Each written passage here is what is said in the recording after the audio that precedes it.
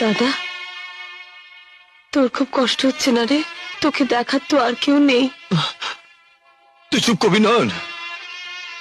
সবার জন্য তোর এত দরদ, সবার জন্য তোর এত কষ্ট। তুই এবার নিজের কথাটা ভাব। রাগ করিস না। তুই আমার উপর রাগ করলে আমার ভীষণ কান্না পায়।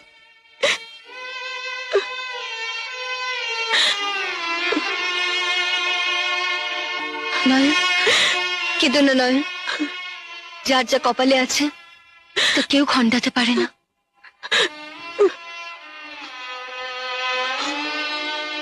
মন্টুদা, তুমি আবার অমনি করছো, তুমি আবার কাঁদছো। মন্টুদা, কই কাঁদছি না তো ভাই।